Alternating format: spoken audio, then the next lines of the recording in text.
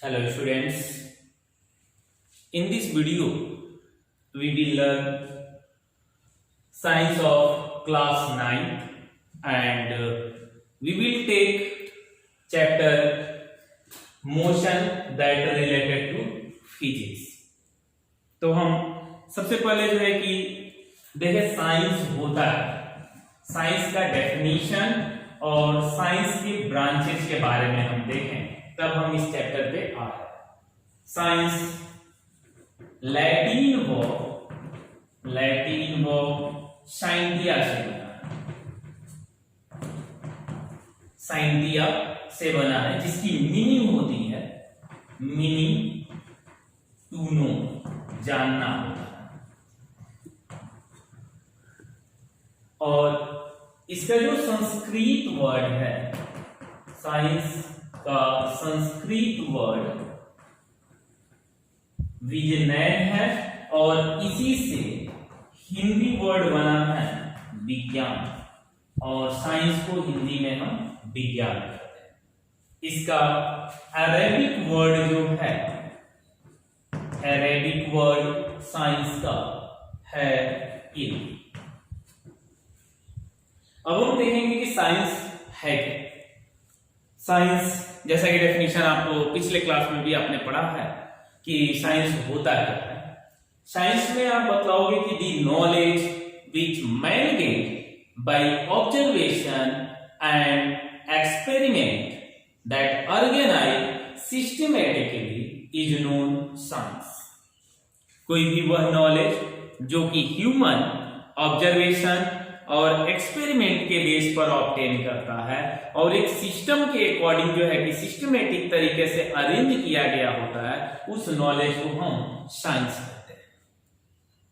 जैसे अगर कोई पर्सन सपोज एज ऑब्जर्व करता है कि कोई रिवर इस डायरेक्शन में फ्लो हो रही है, इस डायरेक्शन में जब भी देखता है तो वो पाता है कि रिवर इस डायरेक्शन में फ्लो हो रही है, तो रिवर पर्टिकुलर डायरेक्शन में फ्लो हो रही है, तो ये क्यों इसी डायरेक्शन में फ्लो हो रही है, इसको जो है कि वो लैब में एक्सपेरिमेंट करता है, ऑब्जर्व करता है, और पर्टिकुलर एक्सपेरिमेंट के बेस पर जो रिजल्ट आता है उसी को सिस्टमेटिक तरीके से अगर अरेंज किया जाए तो वही सिस्टमेटिक नॉलेज साइंस कहलाता है। जैसे मान लो कि कोई लैब में जो है कि उसने पाइप लिया और पाइप का एक इंड जो है कि थोड़ा सा ऊंचा कर दिया और दूसरे इंड को थोड़ा सा नीचे रखा, तो यहाँ पर ग्रेविटेशनल इफेक्ट के कारण ये जो है कि वाटर हमेशा हायर पोर्शन से जो है कि लोअर पोर्शन की तरफ जो है कि फ्लो होगा।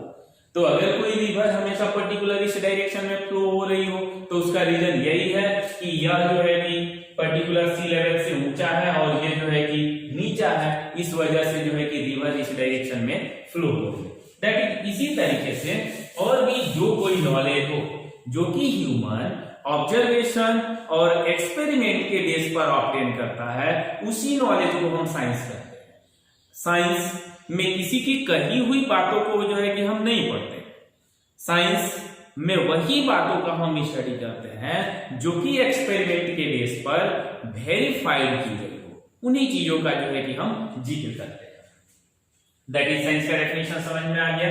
साइंस को मेनली हम दो ब्रांचेज में डिवाइड कर सकते हैं, बहुत सारे ब्रांचेज हैं इसके, लेकिन जो मेजर ब्रांच है, इसके दो मेजर ब्रांच है, एक बायोलॉजिकल साइंस और सेकेंड जो पोर्शन है यह है physical science.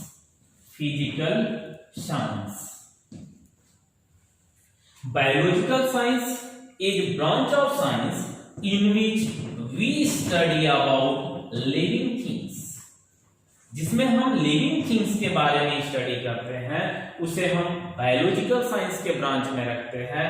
while another branch of science in which we study about non living things, that is another branch of science in which we study about non living things is known physical science। In biological science come zoology, botany, entomology, anthropology, forensic science etcetera, जिसमें हम living things के बारे में पढ़ते हो, पेड़ पौधे के बारे में पढ़ते हो, ह्यूमंस के बारे में पढ़ते हो, कीड़े मकोड़ों के बारे में पढ़ते हो, वो जो है कि बायोलॉजिकल साइंस का ब्रांच है। बट जिसमें हम नॉन लिविंग थिंग्स के बारे में पढ़ते हैं, जैसे कि नॉन लिविंग थिंग्स में आ जाएगा physics, chemistry, geology, oceanology, astrology etcetera. ये सभी जो ब्रांचेज होंगे यह फिजिकल साइंस के ब्रांच होंगे। मेनली हम कह सकते हैं कि फिजिकल साइंस में फिजिक्स और केमिस्ट्री है, और बायोलॉजिकल साइंस में हम लेकर के चल सकते हैं जूलॉजी और बॉटनी को लेकर के चलते हैं। तो हम इसमें जो है फिजिक्स का स्टडी करेंगे। फिजिक्स के बारे में थोड़ा सा हम बता दें, फिजिक्स का डेफिनेशन और इसके भी ब्रांचेस के बारे में हम देख लें।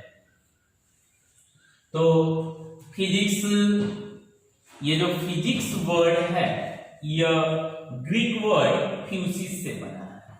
यह ग्रीक वर्ड फ्यूसिस से बना है, जिसका मीनिंग होता है, फ्यूसिस का मीनिंग है, इसका मीनिंग होता है नेचर। नेचर दैट इज,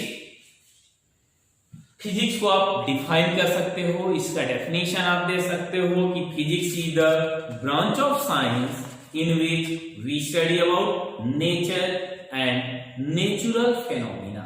हम इसमें नेचर और नेचुरल फेनोमेना के बारे में स्टडी करते हैं। फिजिक्स को भी मेनली हम दो ब्रांचेज में डिवाइड कर सकते हैं। फिजिक्स को दो ब्रांच में डिवाइड किया जा सकता है।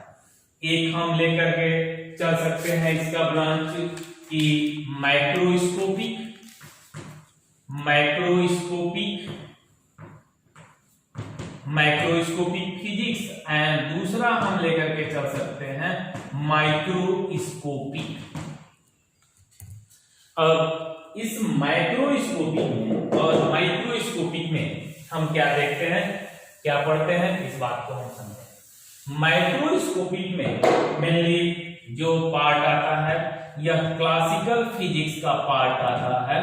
क्लासिकल फिजिक्स के बारे में हम पढ़ते हैं इसमें, और इसमें मॉडर्न फिजिक्स के बारे में हम स्टडी करते हैं।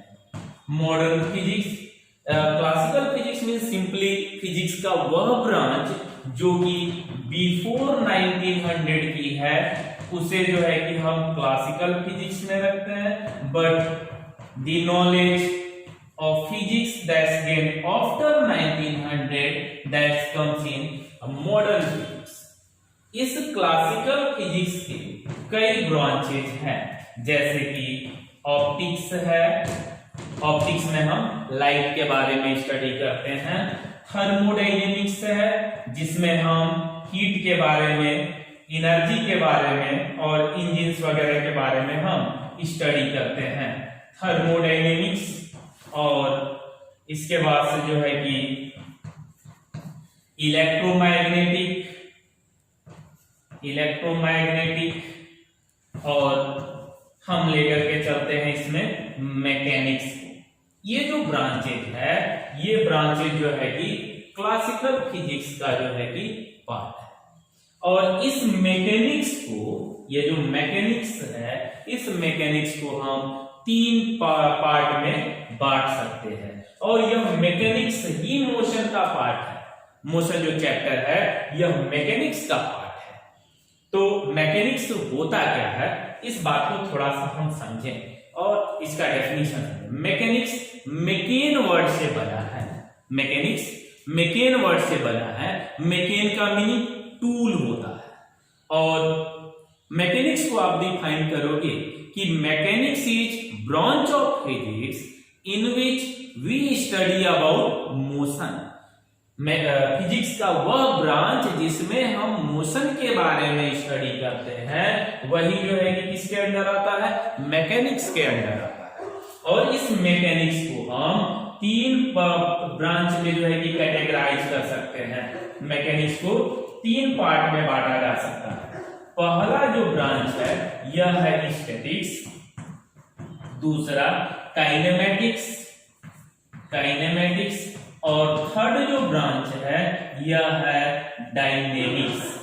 तो स्टैटिक्स क्या है, इस बात को हम समझें। Statics is branch of mechanics in which we study about rest of object, that is हम ऐसे ऑब्जेक्ट के बारे में स्टैटिक्स में हम स्टडी करते हैं जो कि ऑब्जेक्ट रुका हुआ। Why kinematics is a branch of mechanics in which we study about motion of object without taking cause of motion। Motion के बारे में हम इसमें स्टडी करते हैं काइनेमेटिक्स में, लेकिन क्यों मोशन हो रहा है, क्यों बॉडी चल रही है, इसके बारे में हम काइनेमेटिक्स में स्टडी नहीं करते। Why dynamics is branch of mechanics in which we study about the motion. Motion के बारे में हम पढ़ेंगे, लेकिन साथ ही साथ यह भी पढ़ेंगे कि मोशन क्यों हो रहा है, मोशन का क्या कारण है, इस बात का भी हम इस ब्रांच में जिक्र करते हैं। That is dynamics is branch of mechanics in which we study about the motion by taking the cause of motion. Motion का कारण क्या है, इस बात को भी लेकर के हम स्टडी करते हैं। तो ये जो है कि सिंपली हमने देखा साइंस और फिजिक्स के बारे में। अब हम जो है कि मेन रूप से हम आ जा रहे हैं इस चैप्टर पे, दैट इज मोशन के बारे में हम देखेंगे और रेस्ट के बारे में हम देखेंगे। तो सबसे पहले हम रेस्ट के बारे में देखेंगे कि रेस्ट क्या है। किसी ऑब्जेक्ट को कहेंगे कि रेस्ट में है या मोशन में है, इस रेस्ट पर कहा जाएगा रेस्ट। जैसा कि आप कहते हो कि बुक टेबल पे पड़ी हुई बुक रेस्ट में है, अगर कार जो है कि गेट के पास खड़ी है तो रेस्ट में है। ये अगर हम एक जगह अपने जगह पे खड़े हैं तो हम रेस्ट में हैं। दैट इज रेस्ट को आप डिफाइन करोगे कि अगर कोई ऑब्जेक्ट किसी रिफरेंस ऑब्जेक्ट, अब एक चीज और हम पहले देख लें, इससे भी पहले हम एक छोटा सा पॉइंट हम देख लें क्या होता है रिफरेंस पॉइंट। रिफरेंस पॉइंट या इसे हम ओरिजिन कहते हैं। मतलब रिफरेंस पॉइंट एक ऐसा पॉइंट है जिसके अकॉर्डिंग जिसको स्टेशनरी कंसीडर किया जाता है और इसी के विद रेस्पेक्ट बॉडी रेस्ट में है या मोशन में है हम जो है कि ऑब्जर्व करते हैं। जैसे कोई ऑब्जेक्ट रेस्ट में है या मोशन में है, अगर हम ऑब्जर्वर है तो हम रिफरेंस पॉइंट है। उसी तरह से जो है कि ये रिफरेंस पॉइंट क्या है, reference point is a point in stationary position with respect to which we observe the position of given object, either object in rest or in motion। तो हम इस पे आते हैं रेस्ट में आप सिंपली जो है कि क्या बतलाओगे कि an object is said to be in rest if it does not change its position with respect to reference point with the time। कोई भी वह ऑब्जेक्ट जो कि रिफरेंस पॉइंट के विद रेस्पेक्ट अपने पोजीशन में टाइम के साथ अगर चेंजिंग न करता हो तो ऑब्जेक्ट को कहेंगे कि ऑब्जेक्ट रेस्ट में है। अब दूसरी बात आपको ध्यान देना है, जैसा कि हम जानते हैं कि अगर हम यहां पर कहें कि पर्टिकुलर कोई ऑब्जेक्ट जो है कि साइकिल जो है कि अगर सामने खड़ी हो तो वो रेस्ट में, ग्राउंड में साइकिल खड़ी है वो रेस्ट में है, लेकिन हमारी अर्थ ही मूव कर रही है तो वो कैसे रेस्ट में होगा, अर्थ के साथ साथ वो भी मोशन में है। इस यूनिवर्स का कोई भी ऑब्जेक्ट लेकर के चलते हैं, प्लैनेट्स को, सैटेलाइट्स को, वो यहाँ तक कि गैलेक्सीज जो है कि हमारी जो है कि गैलेक्सी मिल्की वे है या कोई भी गैलेक्सी लेकर के चलते हो, सभी मोशन में है। तो जब सभी मोशन में है तो कोई भी ऑब्जेक्ट रेस्ट में हो ये जो है कि नहीं पॉसिबल है। हम क्या करते हैं कि किसी ऑब्जेक्ट के विद रेस्पेक्ट देखते हैं कि किसी रिफरेंस पॉइंट के ऑब्जेक्ट जो रिफरेंस पॉइंट के with respect given object rest में है या नहीं है। तो रिफरेंस पॉइंट के विद रेस्पेक्ट हम ऑब्जर्व करके देखेंगे कि दिया गया ऑब्जेक्ट जो है कि रेस्ट में है या नहीं। ऑब्सोल्यूट रेस्ट का भी जिक्र किया जाता है। ऑब्सोल्यूट रेस्ट मतलब कि एक ऐसा हम इमेजिन ही कर सकते हैं कि कोई भी ऑब्जेक्ट जो कि परमानेंटली रेस्ट में हो उसे हम एब्सोल्यूट रेस्ट करते हैं, लेकिन कोई भी ऐसा ऑब्जेक्ट नहीं है जो कि परमानेंटली रेस्ट में हो। यहां तक कि हम एटम वगैरह मॉलिक्यूल्स की भी बात करें तो एटम भी, या बड़े लेवल पे अगर हम बात करें प्लैनेट्स वगैरह का, गैलेक्सीज वगैरह का, वह भी जो है कि मोशन में है। फिर भी किसी एक हम यहाँ पर क्या डिफाइन करेंगे रेस्ट को, कि an object is said to be in rest with respect to reference point if it does not change its position with time। Next point हम कहेंगे मोशन के बारे में, देखेंगे कि मोशन क्या है। Motion, an object is said to be in motion if it changes its position with respect to surroundings and with time is said to be in motion।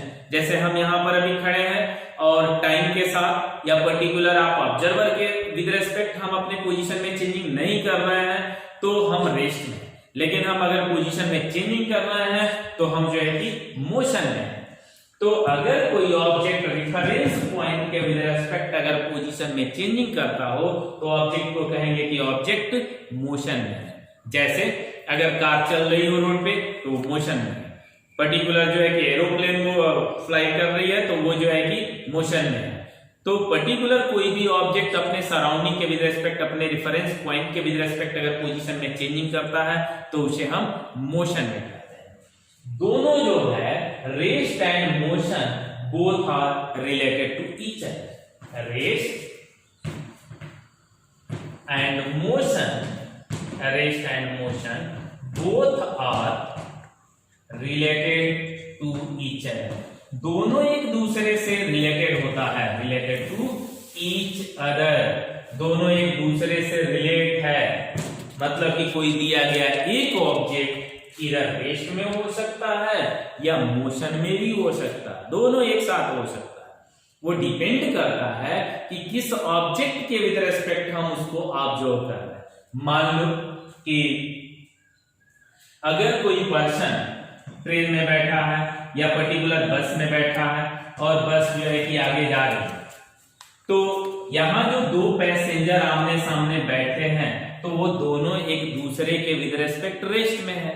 लेकिन अगर बाहर से कोई ऑब्जर्वर उसे ऑब्जर्व कर रहा है तो इसके विद रेस्पेक्ट ये दोनों मोशन है।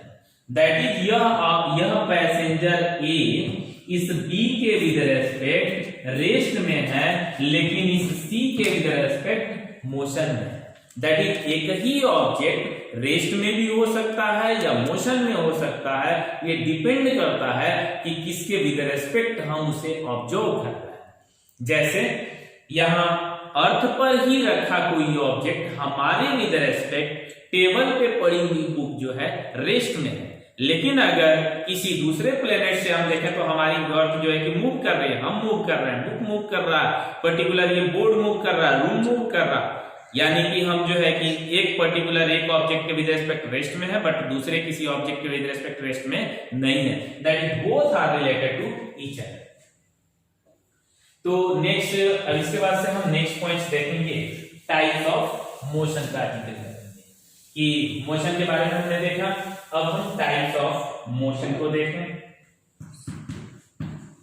Types of motion, types of motion.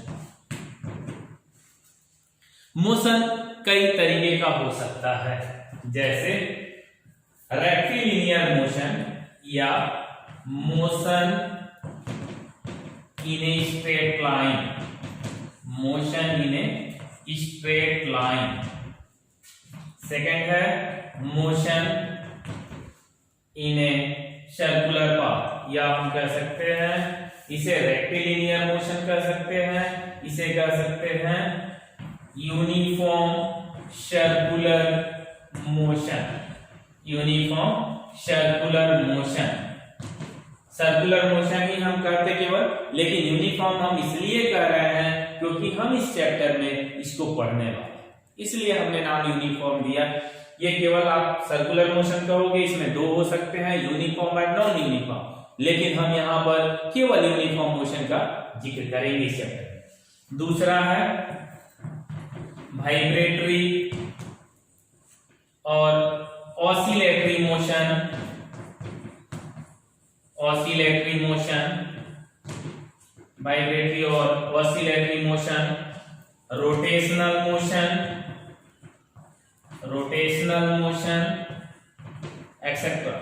ये सब जो है कि मोशन है, लेकिन अब ये थोड़ा सा सबके बारे में एक एक लाइन हम समझ लें। रेक्टिलिनियर मोशन क्या है? That is a body is said to be moving in straight line और वन डायमेंशनल मोशन, और rectilinear motion if it move in a straight line. अगर कोई ऑब्जेक्ट एक सीधी लाइन में अगर मूव करती हो तो उसके मोशन को हम स्ट्रेट लाइन मोशन कहते हैं, रेक्टिलिनियर मोशन कहते हैं, या motion in a straight line कहते हैं। नेक्स्ट जो है ये पॉइंट हम लेकर के चलेंगे, सर्कुलर मोशन। दैट इज अगर कोई ऑब्जेक्ट सर्कुलर पाथ पर मूव करती हो तो उसे जो है कि हम सर्कुलर मोशन कहेंगे। जैसे एग्जांपल लेकर के हम चल रहे हैं, जैसे कि आपको ये आप चरखी लेकर के चल सकते हो, तो चरखी में क्या होता है कि पर्टिकुलर एक एक्सल के अलोंग जो है कि पर्सन जो है कि ये रिवॉल्व करता है। ये जो है कि एक तरीके का सर्कुलर मोशन है। तो सर्कुलर मोशन में कोई ऑब्जेक्ट दिए गए सर्कुलर पाथ में जो है कि मोशन करता है। अगर यह स्पीड, चलने का स्पीड अगर इसका कांस्टेंट हो, हम जिक्र करेंगे कि कांस्टेंट स्पीड क्या होता है, यूनिफॉर्म स्पीड क्या होता है, नॉन यूनिफॉर्म स्पीड क्या होता है, आगे के हम टॉपिक में जिक्र कर रहे हैं। अगर यह स्पीड कांस्टेंट है तो इसे हम यूनिफॉर्म सर्कुलर मोशन कहेंगे। जब यह वेरिएबल स्पीड से मोशन करेगा तो उसे हम नॉन यूनिफॉर्म सर्कुलर मोशन कहेंगे। वाइब्रेटरी और oscillatory motion, that is a body is said to be in oscillatory or vibratory motion if it moves to and fro from its mean position. Rotatory motion, particular system अगर किसी axis के along rotate कर रहा हो, जैसे कि हमने ये डस्टर ले लिया और डस्टर का एक जगह यहां पर हमने फिक्स कर दिया और फोर्स लगा करके ऐसे हम रोटेट करा रहे हैं, तो ये जो मोशन होगा ये रोटेटरी मोशन कहलाएगा। अब हम चलते हैं नेक्स्ट पॉइंट पर। नेक्स्ट पॉइंट हम पढ़ेंगे इसमें कि फिजिकल क्वांटिटीज। हमें डिस्टेंस और डिस्प्लेसमेंट के बारे में स्टडी करना है, लेकिन डिस्टेंस और डिस्प्लेसमेंट पढ़ने से पहले हम फिजिकल क्वांटिटीज का जिक्र कर लें। तो फिजिकल क्वांटिटी को आप डिफाइन करोगे कि anything that can be measured directly or indirectly and in terms of which law of physics can be expressed is known physical quantity। किसी भी चीज को, कोई भी ऐसी चीज जिसको डायरेक्टली या इनडायरेक्टली मेजर किया जा सके, उसी को हम फिजिकल क्वांटिटी कहते हैं। But there are various happening in life, I like happiness, sorrow. अगर हम ये लेकर के चलते हैं, हैप्पीनेस की बात करें या सॉरो की बात करें, ये सब जो है कि मेजर नहीं किया जा सकता। That is these all are not physical quantity. जिसको हम मेजर न कर सकें, जिसका मेजरमेंट न हो सके, ये फिजिकल क्वांटिटीज नहीं है। तो फिजिकल क्वांटिटीज क्या है? जैसे मास हो सकता है, लेंथ हो सकता है, टाइम हो सकता है, डिस्टेंस हो सकता है, डिस्प्लेसमेंट हो सकता है, स्पीड है, एक्सेलरेशन है, फोर्स है, वर्क है, एनर्जी है, एक्सेट्रा। ये सभी जो क्वांटिटी है जिसको मेजरमेंट की नीड हो, जिसको डायरेक्टली और इनडायरेक्टली मेजर कर सके, उसे जो है कि हम फिजिकल क्वांटिटी कहते हैं। इस फिजिकल क्वांटिटी को हम दो पार्ट में कैटेगराइज कर सकते हैं। इसको दो पार्ट में कैटेगराइज किया जा सकता है। पहला जो है कि स्केलर है और दूसरा वेक्टर है, वेक्टर क्वांटिटी और स्केलर क्वांटिटी। तो स्केलर क्वांटिटी क्या है? Scalar quantity is that quantity which has only magnitude, it does not give any idea about direction, is known scalar quantity। समझोगे आप? कोई भी ऐसी क्वांटिटी जिसमें केवल और केवल मैग्नीट्यूड हो, जिसमें डायरेक्शन न हो, उस क्वांटिटी को स्केलर क्वांटिटी कहते हैं, या जिसको कंप्लीटली रिप्रेजेंट करने के लिए डायरेक्शन की जरूरत न पड़ती हो उसे हम स्केलर क्वांटिटी कहते हैं। सपोज जैसे कि हम लेकर के चल रहे हैं मास एक फिजिकल क्वांटिटी है जिसको मेजर किया जाता है और इसका ऐसा यूनिट किलोग्राम होता है, केजी होता है। और अगर हम कहें कि पर्टिकुलर किसी ऑब्जेक्ट का मास, जैसे पर्टिकुलर शुगर 5 केजी है, तो बात अपने आप में क्लियर है कि उसकी आप क्वांटिटी बतला रहे हो, उसका मास बतला रहे हो कि 5 केजी है, आपको डायरेक्शन की जरूरत नहीं पड़ता है। यहाँ आप ये नहीं कहते हो कि यह शुगर 5 केजी अपवार्ड डायरेक्शन में या डाउनवर्ड डायरेक्शन में, डायरेक्शन की हमें नीड नहीं है। या जो है कि आप ये नहीं कहते हो कि हम जो है कि 3 घंटे से पढ़ रहे हैं, और ये बात क्लियर है। अगर आप कहते हो कि I am studying for 3 hours, ये बात जो है कि अपने आप में जो है कि क्लियर है। अब यहाँ पर डायरेक्शन जो है कि इंक्लूड करने की कोई जरूरत नहीं है कि हम 3 घंटे से अपवर्ड डायरेक्शन में पढ़ रहे हैं, डाउनवर्ड डायरेक्शन में पढ़, डायरेक्शन की यहाँ कोई जरूरत नहीं है। जिसको रिप्रेजेंट करने के लिए डायरेक्शन की नीड न हो उसे हम स्केलर क्वांटिटी कहते हैं। जैसे इसका एग्जांपल ले सकते हो, मास, लेंथ नहीं हम कर रहे हैं, डिस्टेंस कर रहे हैं, mass, distance, time, speed, work, energy, power, charge, electric charge etcetera. ये सब जो क्वांटिटी है ये स्केलर क्वांटिटी है। But vector quantities are those quantities which has magnitude as well as direction। वो क्वांटिटीज जिसको रिप्रेजेंट करने के लिए मैग्नीट्यूड के साथ साथ डायरेक्शन की भी जरूरत हो, उन क्वांटिटी को हम वेक्टर क्वांटिटी कहते हैं। जैसे हम लेकर के चल सकते हैं पोजीशन कैसी क्वांटिटी है, वेक्टर क्वांटिटी है। जैसे कि हम कहें कि यहां से ये पर्टिकुलर शिव मंदिर जो है 5 किलोमीटर दूर है, पर्टिकुलर ये टेम्पल यहां से 5 किलोमीटर दूर है, तो ये बात अपने आप में क्लियर नहीं होगी। हमें बतलाना पड़ेगा कि यह टेम्पल यहां से 5 किलोमीटर इस डायरेक्शन में है या वेस्ट डायरेक्शन में है या किस डायरेक्शन में है। नहीं तो पता चला कि इधर टेम्पल है, 5 किलोमीटर इधर चल। तो पर्टिकुलर पोजीशन कैसी क्वांटिटी है, वेक्टर क्वांटिटी है। वह क्वांटिटी जिसको कंप्लीटली रिप्रेजेंट करने के लिए मैग्नीट्यूड के साथ साथ डायरेक्शन की भी जरूरत हो उसे जो है कि हम वेक्टर क्वांटिटी कहते हैं। Position, displacement,